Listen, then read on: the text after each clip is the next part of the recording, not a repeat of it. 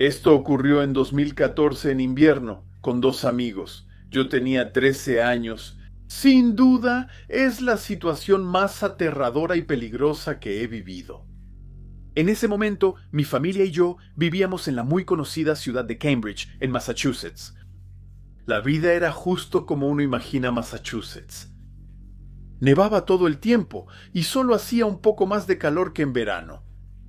Los inviernos ahí eran tan duros que no daban ganas de salir, aunque estuvieras abrigado. Un día, en pleno invierno, mi escuela cerró por el clima.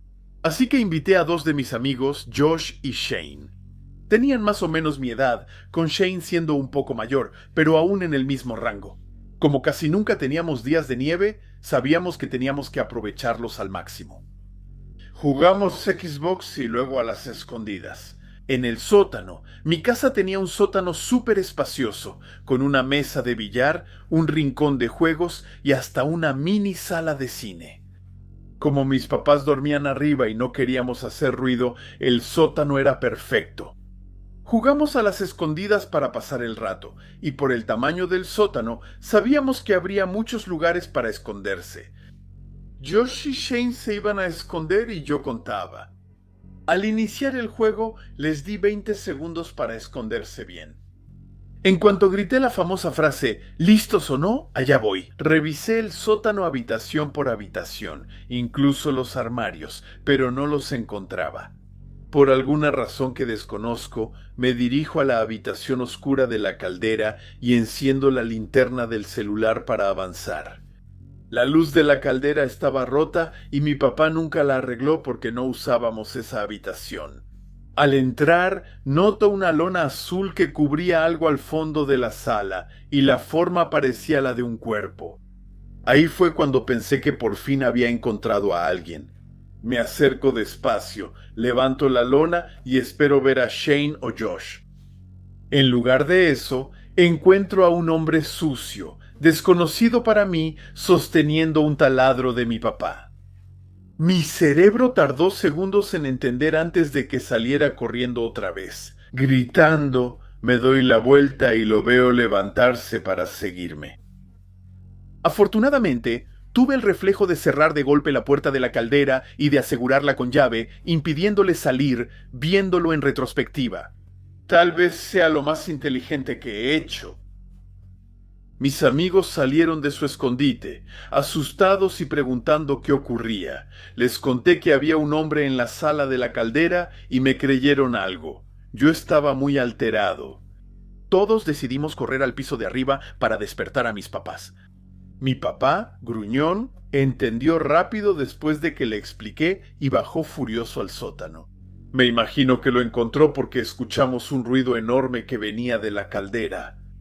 La pelea fue rápida. Mi papá le dio varios golpes en la cara a ese hombre. Luego le ordenó a mi mamá que llamara a la policía mientras él ataba al hombre.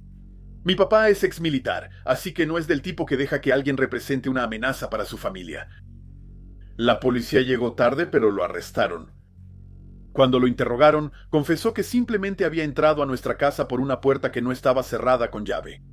Según él, solo buscaba un lugar cálido para huir del frío. Fuera verdad o no, sentí algo de compasión. En invierno, muchos ocupantes ilegales solo intentan sobrevivir. Aún me sorprendía que eligieran mi casa. El hombre confesó haberlo hecho en otras casas, pero siempre escapó antes de ser atrapado. Mi papá llamó a los padres de mis amigos para que los recogieran, pues ya no se sentía cómodo con la situación. Casi no dormí en una semana. Solo después de unos días en casa de mi abuela empecé a sentirme mejor. Pasaron años hasta que viendo una película de intrusos en Atomicile con mi papá, volví a hablar de esta historia. Mi papá suspiró y me confesó que me ocultó algo importante. En realidad, cuando él abrió la puerta de la caldera, el hombre estaba justo ahí e intentó atacarlo con el taladro. Eso fue lo que provocó la pelea. Nunca me lo dijo antes porque era muy joven y no quería traumatizarme más. En ese momento entendí que si abría esa puerta de nuevo, probablemente intentaría matarme. Tenía 13 años y no habría tenido oportunidad, menos contra alguien armado con un taladro. Supe que lo enviaron a un hospital psiquiátrico tras salir de prisión. Aunque toda esta historia fue aterradora, aún así espero que reciba la ayuda que necesita. Tengo 29 años y vivo en el norte de Nueva Jersey con mi prometido Brian. Recién habíamos comprado una casita de un piso en los suburbios tras salir de la casa de mis padres. La casa no era lujosa, solo una vivienda estadounidense típica, ideal para una pareja como nosotros. Todo eso pasó durante el invierno de 2021, cuando la pandemia todavía estaba fuerte. Mi prometido y yo habíamos conseguido trabajos como ingenieros de software y trabajábamos constantemente largas horas durante el día. Ese día tenía libre, así que decidí aprovecharlo para relajarme. Era mediados de diciembre y las noticias anunciaban fuertes nevadas en la región. El ambiente perfecto. Un día llevé a nuestro perro Crayón a pasear por los senderos cerca del parque. No lo sacábamos tan seguido como deberíamos, así que quería darle un poco de libertad. Crayón es un pequeño pomerania de pelaje color zorro, ideal como perro de compañía. Ya estaba nevando mucho y quería dar un paseo rápido para evitar que nos congeláramos, tanto él como yo. El invierno en Nueva Jersey es muy frío y solo salimos si es necesario o queremos congelarnos. En mi caso, era ambas cosas y crecí en el frío, así que ya estaba acostumbrado.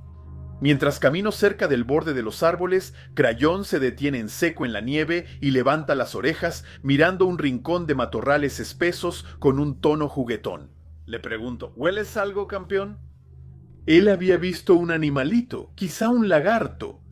Pero Enedés se pone nervioso y ladra hacia algo en el bosque, pero no eran sus ladridos habituales. Era desesperado e incontrolable, como si se sintiera amenazado. Volteo la cabeza hacia el bosque, escudriñando la oscuridad entre los árboles, pero no veo nada más que el viento y el sonido de la nieve cayendo. Crayón explota, corre en círculos, grita, tiembla y hasta se orina encima.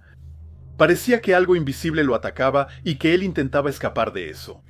En ese momento estaba claro, había algo o alguien en esos bosques, algo que él podía ver, pero yo no.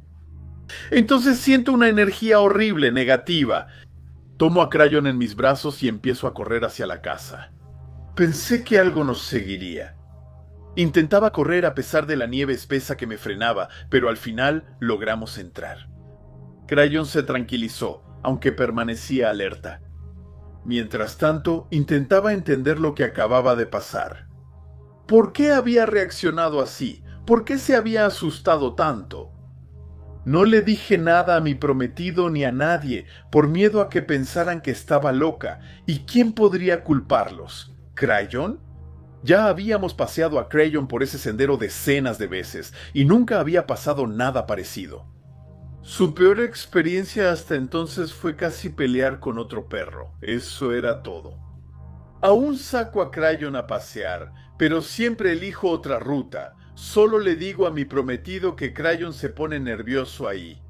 Todavía tengo teorías sobre lo que pasó ese día, aunque no hay ninguna prueba.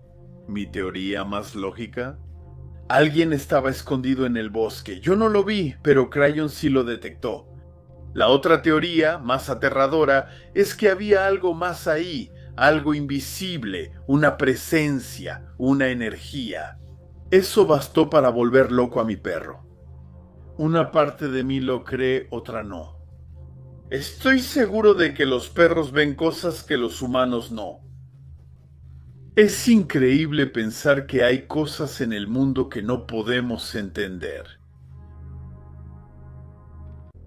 En 2007 trabajaba como repartidor de Uber Eats para ganar dinero extra, Aves.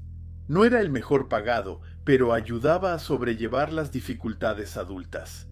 Tenía 25 años en ese entonces, y estoy seguro de que la mayoría de ustedes saben lo mucho que la vida realmente empieza a pesar. A esa edad vivía en los suburbios del estado de Nueva York, no en la ciudad.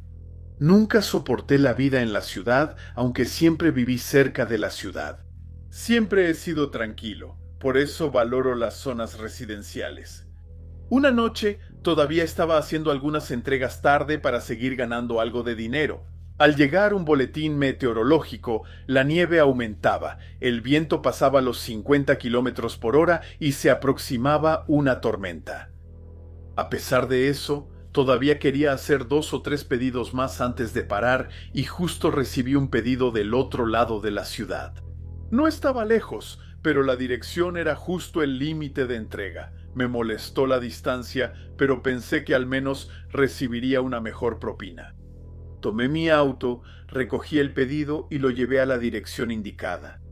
Mientras tanto, la nieve caía cada vez más rápido, el viento se levantaba aún más y las aceras ya empezaban a cubrirse. Sabía que tenía que darme prisa. Por fin llego a mi destino y hay un hombre esperándome afuera frente a su casa adosada. Usaba varias capas de ropa, pero solo verla ya me incomodaba. Era justo el tipo de persona que activaba la alarma de peligro. Se acerca a mi auto y le doy su pedido. Ahí es cuando empieza a pedirme dinero. Le pregunto para qué es y me responde que ya no tiene gasolina en su coche. De acuerdo, no veo por qué se supone que eso debe ser mi problema. Pero para ser amable, y sobre todo para evitar que se enoje, le doy un billete de $10 y le deseo buena suerte. Mira el billete, luego me ve con expresión vacía, como si quisiera más. Después me dice que no era suficiente y que le diera al menos $50. Le respondo que es todo lo que tengo y que tal vez alguien más pueda ayudarlo. La mirada que me lanzó ese día todavía me persigue, una mirada llena de odio, de enojo, como si yo fuera su peor enemigo. Le digo que disfrute su comida y me voy. Y eso probablemente fue la decisión más estúpida de mi vida. Apenas había dado la vuelta en la esquina cuando escuché 2 detonaciones resonando por toda la calle, seguidas de un golpe fuerte contra mi llanta trasera. No tardé mucho en darme cuenta de que esos ruidos eran disparos. Mi coche zigzagueaba en la carretera helada y el hielo empeoraba todo. Recuperé el control como pude y seguí conduciendo, aunque la llanta trasera hacía un ruido horrible. No me atreví a detenerme por miedo a que me persiguieran. Por suerte llegué sano y salvo a casa, justo a tiempo, sin mirar atrás. Llamé a la policía e hice un reporte con Hubert, pero nunca llegó a nada. Eso ocurrió en el Bronx, que no es el lugar más seguro de la ciudad. Esa noche aprendí una lección: nunca creer que todo lo que hago es seguro, porque en realidad nunca lo es. Debajo. Hace como 5 años, mi mamá empezó a salir con un hombre que conoció en un sitio de citas. Las citas en línea no me molestaban. Yo mismo había empezado a salir con una mujer que conocí por internet y que después se convertiría en mi esposa. Pero desde el primer día, ni mi novia ni yo nos caía bien ese tipo. Nos parecía raro, no era malo ni agresivo, solo daba mala espina. Hablaba poco, casi siempre tenía los ojos cerrados y a veces decía cosas extrañas. Un día le ofreció un chocolate a mi esposa y luego se puso uno en la boca, cerró los ojos y gimió mientras se derretía. Cosas bastante inapropiadas que nos incomodaban, pero también me recordaban a personas con necesidades especiales que conocí antes. No lo digo con mala intención, solo en el sentido de que a veces me preguntaba cuánto controlaba sus pensamientos y sus palabras. Una noche, mi esposa y yo fuimos a visitar a mi mamá, pero la llamaron al trabajo, así que nos quedamos en su casa esperando. Su novio estaba ahí y pasó todas esas horas en la habitación con la puerta cerrada. A veces se escuchaban pequeños ruidos, pero en general parecía que se quedaba perfectamente quieto. Fue realmente aterrador, no sabíamos qué hacer, solo esperamos a que pasara el tiempo, pensando que al menos podría fingir ser anfitrión la próxima vez. Justo antes de Navidad, mi mamá y ese tipo empezaron a tener problemas. Visitamos a mi mamá en las fiestas y nos contó todo. La escuchamos, le dimos nuestra opinión y le sugerimos que tal vez estaría mejor sin él. Pero ella ya había decidido, rompería con él en Nochebuena. Nos explicó todo su plan detalladamente, como si solo quisiera nuestra aprobación. Lo que en realidad me hacía sonreír era que ya nos había atrapado en la casa para todo el fin de semana de las fiestas. Íbamos a estar justo en medio de la escena cuando ella terminara con ese tipo. Solo pensaba en él recogiendo sus cosas y luego matándonos mientras dormíamos. Gracias, mamá. Esa noche dormimos en su casa y salimos temprano para ver a mi papá. No planeábamos quedarnos en su casa, pero una tormenta de nieve nos atrapó. Al final, fue un bonito regalo de Navidad. Habíamos evitado toda la escena de la ruptura y estábamos felices de estar atrapados en otro lugar. Al día siguiente salimos en cuanto pudimos y mi esposa sugirió ver a mi mamá para asegurarnos de que estuviera bien. Ella tenía un mal presentimiento sobre ese ex y no la culpaba. Ese fin de semana parecía el escenario perfecto para un asesinato. Fin de semana de fiestas, nieve fresca y confusión familiar en las pistas, y mi mamá sola con ese tipo. El coche de mi mamá estaba en la entrada, pero eso no significaba nada. Ella vive cerca de su trabajo, casi siempre va caminando y nunca cierra su puerta, lo que me vuelve loco. Entramos y ahí vimos sangre saliendo del dispensador de agua, del refrigerador, llenaba la bandejita, se desbordaba y formaba un enorme charco en el suelo. Mi esposa gritó y entré en pánico, pensando que hallaría la cabeza de mi mamá en el congelador. La casa estaba sumida en una luz fría y extraña, sin ningún ruido, sin ningún movimiento. Como si estuviera congelado, llamé sus nombres, pero no hubo respuesta. Sentí un nudo en el estómago y pensé que quizá lo peor ya pasó. Abrí el congelador con la mayor duda y encontré una bolsa de cerezas congeladas, abierta, volcada, metida en el congelador. Caían sobre el dispensador de hielos y ahí se derretían. Mi mamá simplemente estaba en la ducha calentándose. Su ex, él, no aparecía por ningún lado. Le explicamos la historia de las cerezas, nos miró raro y nos pidió que le mostráramos. Juró que nunca había comprado ninguna, que nunca había tenido cerezas en el congelador, que no eran de ella. Creemos que su ex las compró, las abrió y las puso en el congelador para que ella descongelara las gotas, como un mensaje siniestro. Esta historia le pasó a una de mis buenas amigas. Contaré la historia desde su perspectiva para evitar confusiones. Esto sucedió hace varios años, cuando yo tenía alrededor de 14 años. Mi familia había planeado un fin de semana para visitar a mi tío en Maine. Nos quedaríamos en una cabaña porque la casa de mi tío era muy pequeña para todos. Llegamos a la cabaña el jueves en la noche y nos quedaríamos hasta el domingo. Era la víspera de Navidad cuando llegamos. Les daré una breve descripción de la cabaña. Era una casa pequeña de un piso, estilo rancho, con 2 habitaciones, cocina, comedor, balcón y baño. Desempacamos y nos preparamos para pasar la noche. Al día siguiente fuimos a casa de mi tío y estuvimos todo el día. Preparamos la cena de Navidad e hicimos una fogata. Tras un día de celebraciones, volvimos a la cabaña cansadas. Me lavé y me preparé para ir a la cama, pero al salir del baño, una sensación de malestar me invadió, una preocupación en el fondo de mi estómago. Sentía que algo estaba en la cabaña con nosotras.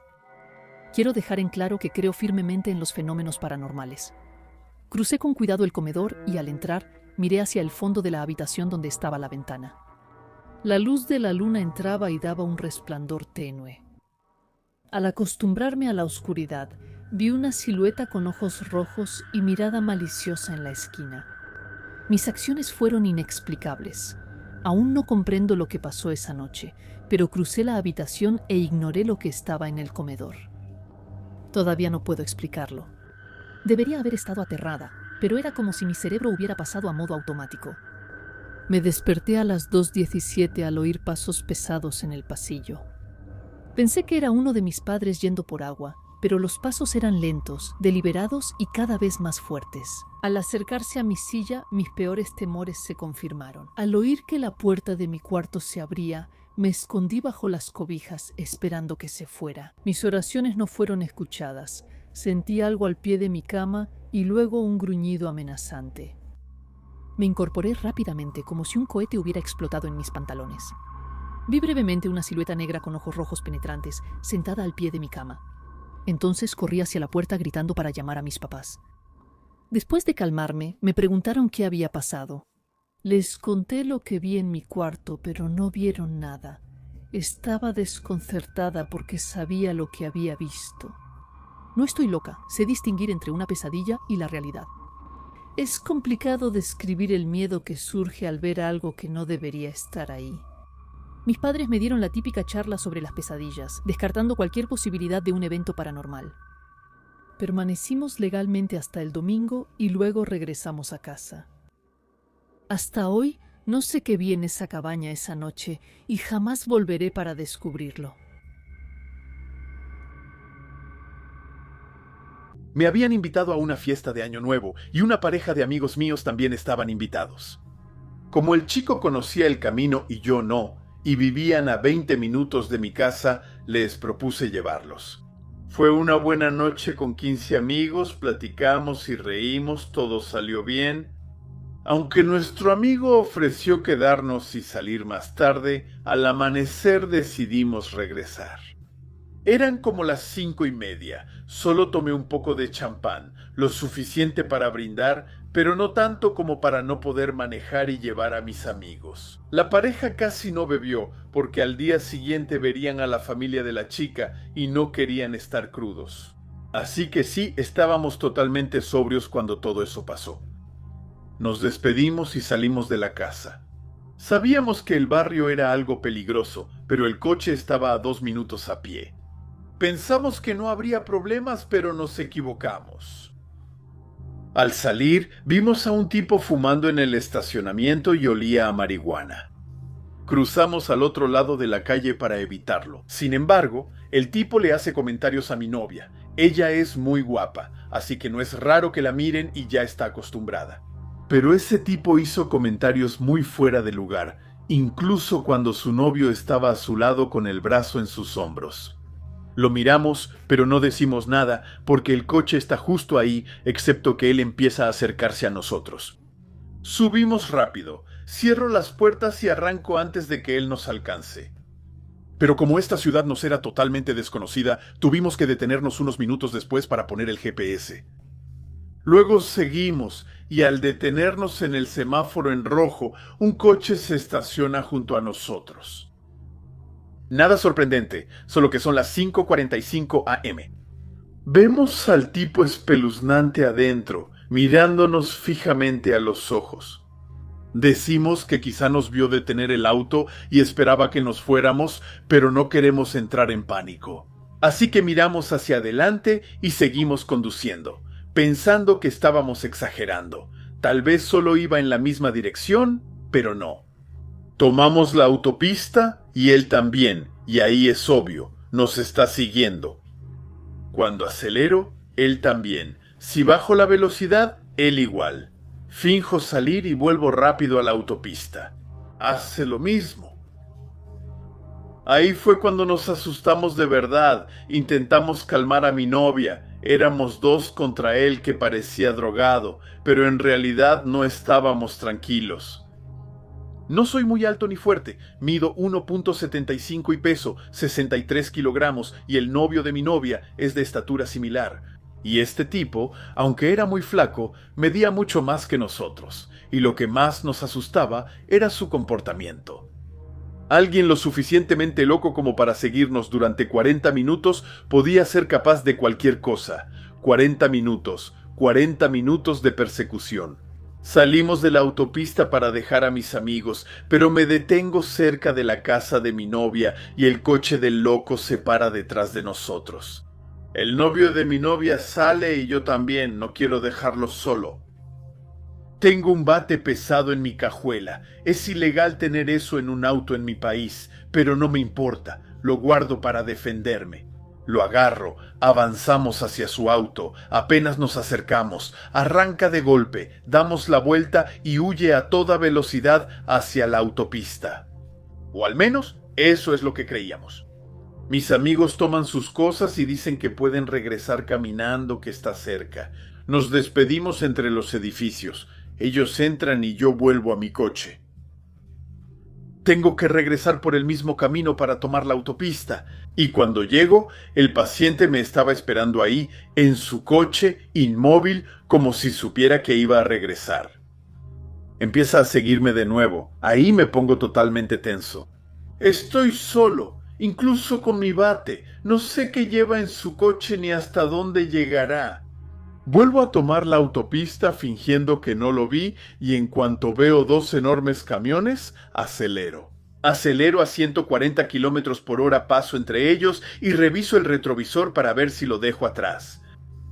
Llega mi salida, la tomo, salgo de la carretera principal y me meto en un pequeño camino lateral donde puedo vigilar la autopista. Apago luces y espero. Veo su auto salir y regresar a la autopista de inmediato. Creo que esta vez lo perdí. Bajó a revisar la salida y subió de nuevo pensando que yo no estaba ahí. Como mi salida era la última gratis en esta autopista, encajaba perfecto. Por fin respiro aliviado y me voy a casa mirando mi retrovisor durante todo el camino. Esa noche no pasó nada físicamente, pero el miedo que sentí por mis amigos y luego por mí mismo, nunca lo olvidaré.